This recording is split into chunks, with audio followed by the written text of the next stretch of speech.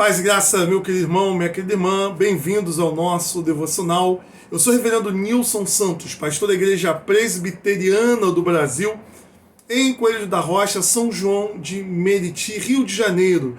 O nosso devocional de hoje, conforme a proposta do Lecionário Cristão, aborda o texto da segunda carta do apóstolo Paulo à Igreja de Corinto, no seu capítulo 5, do verso de número 6 até o verso 15. Porém, nós vamos fazer a leitura apenas do verso 6 ao verso 10, onde nós vamos concentrar a nossa reflexão de hoje. Diz assim a palavra de Deus: temos, portanto, sempre bom ânimo, sabendo que, enquanto no corpo estamos ausentes do Senhor, visto que andamos por fé e não pelo que vemos. Entretanto, estamos em plena confiança, preferindo deixar o corpo e habitar com o Senhor. É por isso que também nos esforçamos, quer presente, quer ausente, para lhe sermos agradáveis.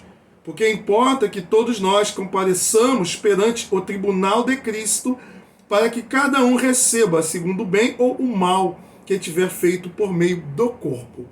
Meus irmãos, o mistério pascal, a morte e ressurreição de Cristo é o fundamento da fé cristã, é a base do cristianismo.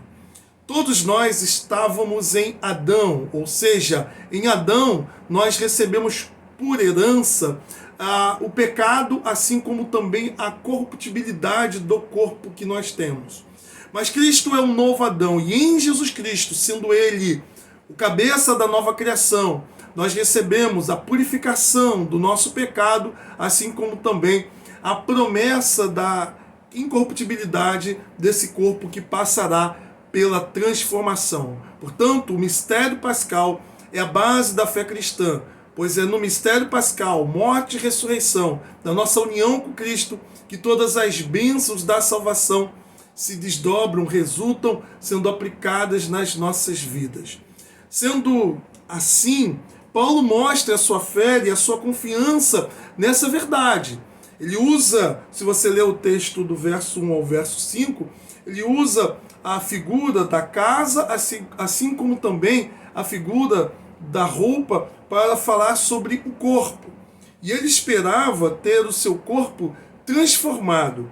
Ele não esperava, ele não aguardava ser despido. O que ele desejava de forma primária era desfrutar da transformação desse corpo. Por isso, lá no verso 3, ele vai dizer: se todavia fomos encontrados vestidos e não nus, uma linguagem de referência ao corpo.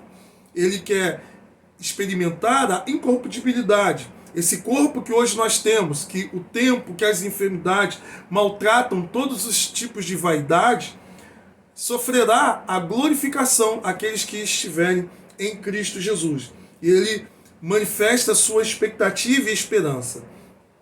Ele entende que o Espírito Santo que nós temos é a garantia dessa verdade, é a garantia dessa promessa. E há na fé cristã a atenção do que chamamos do já e do ainda não, porque nós já temos uma nova vida, porque estamos unidos a Cristo, mas essa nova vida ainda não se manifestou plenamente, é o que ainda não aconteceu e que aguardamos no reino futuro, quando Cristo retornar.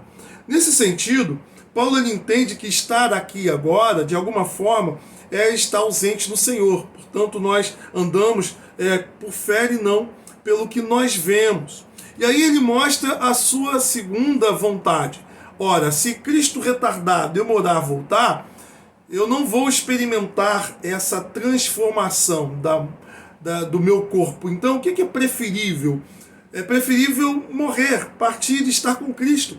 O que ele diz lá em Filipenses 1:23, tenho desejo de partir e estar com Cristo, o que é incomparavelmente melhor. Ou seja, estar com a alma, estar com a alma na presença de Deus, ainda que nu, no sentido de não estar com um corpo, mas estar na presença do Senhor, que é melhor do que esse tempo que nós vivemos, que de certa forma é estar distante de Jesus.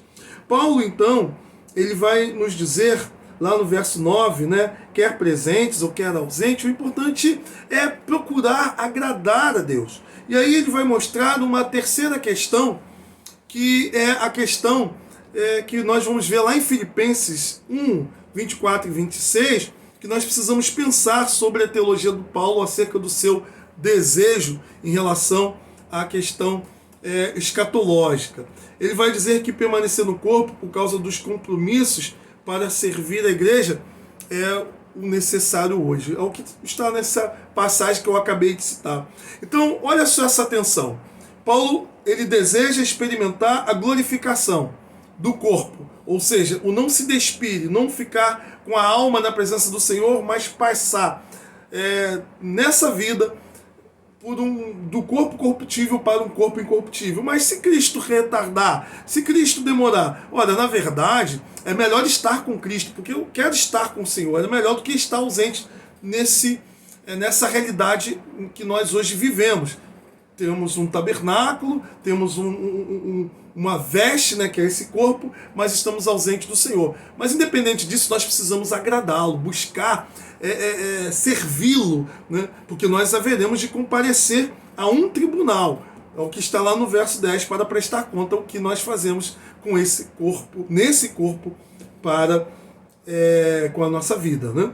E aí Paulo vai mostrar o seguinte, olha, partir de estar com Cristo é melhor, mas diante das necessidades, diante do meu chamado, diante da minha missão, é necessário continuar aqui. É o que você vê lá em Filipenses 1, 24 e 26. Qual é a aplicação, meu irmão, minha irmã, que eu gostaria de colocar aqui para a nossa vida? Que tenhamos em mente esse desejo, essa aspiração de Paulo de estar com Cristo. Eu vejo muitas igrejas, muitos pastores, muitos irmãos e irmãs não falando mais sobre essas doces aspirações. A igreja, no tempo presente, no Ocidente, no Brasil, está muito mundana, muito terrena, só fala de coisas materiais, de bênçãos materiais, de vitória aqui e agora, de profetizar isso, profetizar aquilo, mas não fala de estar com Cristo, não fala de experimentar as glórias, as bênçãos do mundo vindouro. Isso por quê? Porque a nossa mente já se contaminou com as coisas do mundo. Uma outra questão que nós precisamos entender é que nós precisamos procurar agradar a Deus com esse corpo que nós temos, servi-lo nesse corpo que nós temos, porque nós teremos que prestar conta a Deus, não apenas do que fazemos, mas também das motivações com que nós fazemos as coisas na obra de Deus. Não é que Paulo aqui está nos ensinando uma salvação por obras, mas ele está dizendo que sim, a salvação ela é uma realidade da graça de Deus, mas as obras que nós produzimos como fruto dessa salvação em nós, elas são aceitáveis por Deus e elas serão julgadas, porque mesmo nós estando debaixo dessa graça, mesmo sendo salvos, nós temos ainda a presença do pecado na nossa vida e muitas das vezes as nossas obras elas acabam sendo imperfeitas. E aí eu sugiro que você leia 1 Coríntios capítulo 3, quando Paulo vai falar acerca do galardão. É importante nós termos em mente que tudo o que fazemos e as motivações passarão pelo fogo do juízo de Deus. Então essas são as duas aplicações. Pense nas coisas do alto, busque doces aspirações pelas glórias do mundo vindouro e busque também no corpo que você tem, com essa vida, servir ao Senhor, agradando o nosso Mestre, tendo a consciência que prestaremos conta a Ele naquele grande dia. Que Deus te abençoe em nome do Pai, do Filho e do Espírito Santo, e que a graça de Deus possa te alcançar de modo abundante, movendo o seu coração a essas realidades que foram aqui ensinadas em nome de Jesus.